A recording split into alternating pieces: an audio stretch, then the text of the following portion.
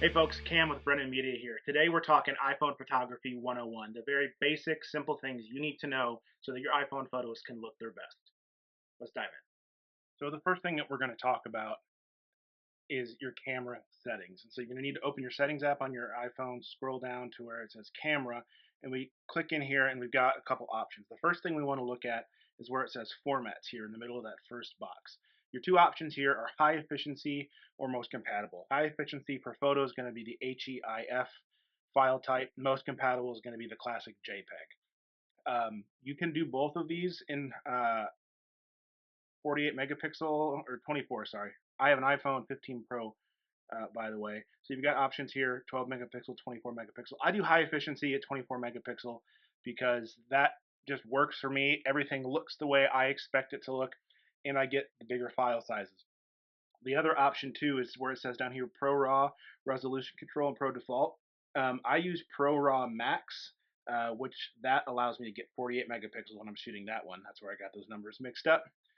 So if you turn on Pro Raw Resolution Control, as I have here, you can click in and you've got a couple options. You've got HEIF Max, which is at high efficiency, up to 48, Pro Raw at 12 megapixels, or Pro Raw Max up to 48.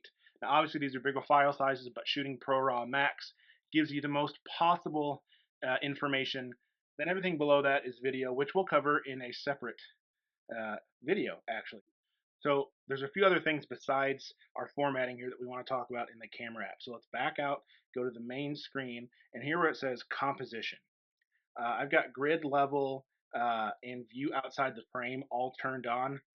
Mirror front camera, that's just a selfie thing. We're not going to worry about that now. The reason I have these turned on is it all helps you when you're composing your photo. The grid will give you, it'll break it into 3 vertical columns and 3 horizontal rows as columns and rows go, which helps you with the rule of thirds, which we can talk about in a bit. The level is great to make sure that when you're shooting from a tripod or even handheld, that you get the right level left to right, but also the pan, back to front, so that you can either use that for artistic and creative purposes to have things skewed or panned off, or if you want to lock in the perfect square plumb image. And then I have view outside the frame on because it allows me to see A, what I'm capturing, B, what I'm not capturing, and if I see something in the area I'm not capturing, do I want to reframe or recompose my image to include it, or do I use that information to go, no, I got it locked in, I've got the exact composition I want. Further down, there's photographic styles. We're going to talk about that in another video when we get into the more advanced stuff. Again, this is just 101 iPhone photography. And then you got your main camera option here where it says you've got, it defaults to 24. But if you turn on 28 and 35, you can tap on the 1X button, and I'll show you that here in a little bit once we get into this, that you can jump from 24 to 28 and then 28 to 35. That is a great little trick to know. Not many people know about that one because it's hidden. So that's it for here. There's faster shooting, yada yada, all this other stuff, but we're not going to worry about that. So we're going to talk about lighting, and there's two key concepts really here to get going, to get you started.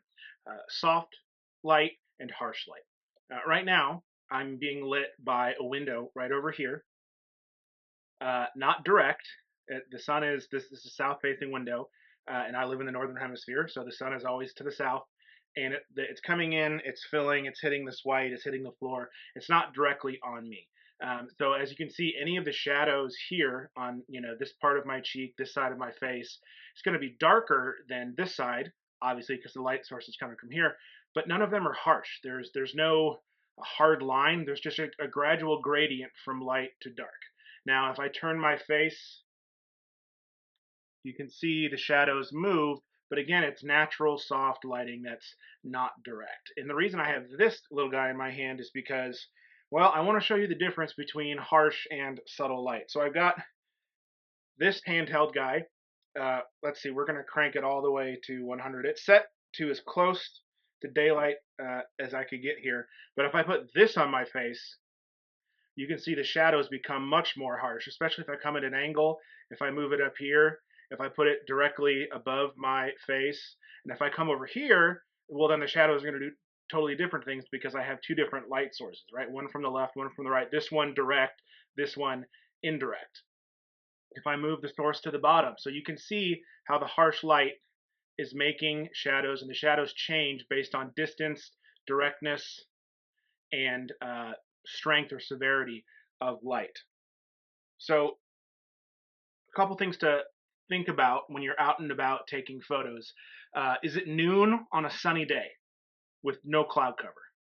You're going to get really harsh, strong contrast. And that's not necessarily a bad thing, depending on what you're shooting and what sort of style or effect you're looking for. Classic portraiture is very soft, diffuse light, much like this. In controlled environments, or not, if you're more of a naturalist. But you need to consider what you're trying to capture, what you want it to look like, and then go, okay, do I want strong, harsh shadows because this is an edgy image that's going to allow for that contrast to deliver a strong message? Or am I taking pictures of something that's soft and delicate and beautiful? Well, then you're going to want some of those softer shadows and things like that. So consider your light source, where it's coming from, how strong or soft it is, if it's direct or indirect or what we call diffused. Like, it's great taking pictures on a cloudy day because the clouds act like a natural layer of diffusion for the sun that rays that are coming down. So you can be out at noon on a cloudy day and not have really harsh shadows under the eyes or under the chin because the clouds are doing that diffusion work for you. So again, consider what source of light you have, where it's coming from, and then how it affects the shadows on your subject, be that a person, an animal, a landscape, architecture, all of the different things that we like to take pictures of. Be wary, be conscious of those different aspects of your light and how it's affecting your subject and the ensuing photographs that you're taking from them. The other thing to consider is lighting in the background. As you can see, I'm decently well lit for what I have, but back here is a very dark shadow, and there's a second window behind me that's lighting up this wall. So we're getting contrast behind the subject of light and dark, and another light from the windows through the doors there. So there's lots of different lighting that should also go into your thinking besides just what's affecting the subject. Is what's going on in the background distracting or helpful? As you can see, I sort of placed myself on the third line in the grid so that there's light, there's me with some darkness behind me, and light on this side. And I don't think it's distracting. I think it actually adds some depth to the shot. Although this is just like my living room, it's nothing terribly exciting. But I did think through how I was going to be lit and how the background is going to be lit and where I wanted to put myself in the frame so that the background wasn't uh, distracting or stealing the show. Not that this is much of a show, but you get what I'm saying. That thought process all went through my head when I set up this shot to talk about lighting. So the next thing to talk about on basic iPhone photography is our lens options. As you see right now, I'm behind the camera because I have to push all these buttons and show you what's up. So I brought in my daughter's cute little fat chubby squirrel there to sit on the table and be our subject, as it were. So we're on the 0.5x, which is the ultra wide lens. It's 13 millimeter equivalent focal length, and it's stupid wide. The one thing to consider with the ultra wide view is it does distort the scale of things around the edges. It's kind of hard to see in this one because you don't know what my living room looks like, but the door here on this side of the screen, that's at an angle it shouldn't be at. You're just gonna have to trust me on this and or go test it for yourself, especially with people. It will start to distort the fish. It's like the people. It'll start to distort their faces and their lengths and stuff. So I rarely, if ever, use the ultra wide lens. Now the standard lens here, the 24 millimeter, this is still a wide angle, but it's much less distorting and distracting than the ultra wide can be. Now, I mentioned this earlier. I'm going to show you this in real time. So when I go to 0.5, when I tap the 1, you'll see that it says 24 millimeters. If I tap the 1 again, we punch into 28 at 1.2x. And if we punch in again to 35, we're at 1.5x.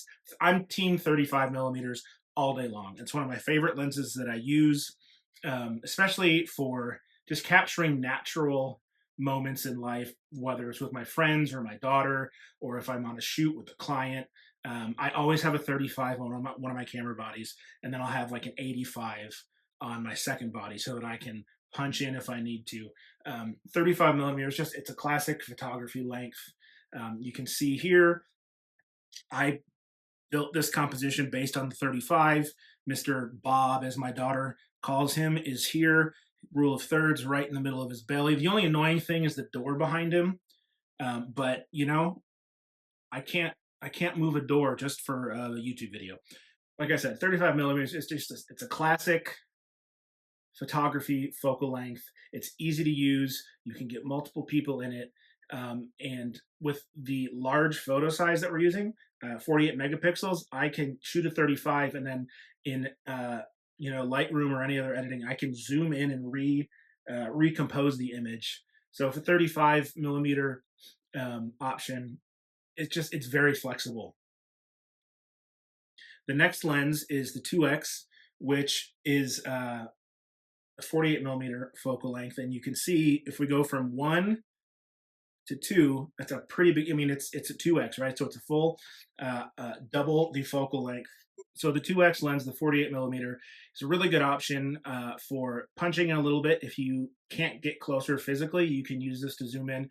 But again, it's also great for taking portraits of your family, your friends, and getting a really nice, crisp, in focus picture where the background is separated. Now, if Bob is about 6 feet from the door behind him, so it's hard to tell here, but if we were somewhere else and the things behind Bob were 10, 12, 15 feet or further, you would notice the depth of field here being shallower than it is. And that's even more so the case when we punch into the 3x, which is a 77 millimeter. So this is on the iPhone 15 Pro, this is the telephoto option for this. And this is, again, when you need that extra reach, or you really want to compress the background and get that what's called bokeh, or shallow depth of field, where the subject is in focus and the background is just a very beautiful, blurry, unfocused image. You can fake some of that on the portrait mode here, which we will talk about in iPhone Photography 102 when we go through the more advanced features in the camera app. But for now, what you need to know is you got ultra wide, 24, 28, 35, 48, and 77 millimeter focal length equivalents on your option. So technically, you got 1, 2, 3, 4, 5, 6 different options there, which, for a thing that just sits in your pocket, that's pretty nice. Now, the next thing that I want to show you guys before we wrap this video up, because it's already longer than I expected, is focus and uh, exposure. So again, if we tap on Mr. Bob here, whose big old belly is a very nice cream off-white, and you can see I've got a black couch, I've got gray walls, I've got some black boxes up here. We're going to talk about focus and exposure. And the way to focus your iPhone is to tap your finger, and you get that yellow box, and it says, okay, I'm focusing on this black box on my bookshelf up here, or I'm going to focus on Bob's eye, or I want to focus on these books over here, Catch 22 in the Odyssey. I want to focus on those, or I want to focus on this yellow pillow. You just tap where you want to focus. It's that easy. Then if we want to talk about exposure, you tap, I want to lighten up this black box actually. So I tap, and then there's a little sun that shows up, and you just drag your finger up, or you drag your finger down. So you can see if I drag up, everything gets lighter. My couch looks less black. The door and Bob are totally blown out white. Or if I bring it down, then everything gets darker. And now Bob's a very sad Bob, because look at him. I know he's smiling, it looks like, but he's in the dark. He's a sad Bob. And then if you just tap, it'll reset the focus and the exposure as well. And I just realized something. I'm going to show you the second way to do exposure. And that's if you tap this guy over here on the left, it'll pop this up, and this is exposure compensation. So this is another way. You can crank it this way, or you can crank it this way. And while it's doing that, you can also change it here. So you've got two ways to change your exposure. And we're just going to go back to 0, 0, boom. So that's focus and exposure. And I think it's overexposing Bob. So we're going to drop it a little bit to make it a little more realistic of the light in the room. All right, folks, that's been iPhone Photography 101. I hope you found it helpful. Hopefully, there was a few things in there that you didn't know before. Again, this video is for beginners. This is just the basics. We've got a long way to go on this channel with getting more out of your phones and actual camera gear. I wanted to start with the phone because everyone has one. And you need to know how to use it if you want to take good photos.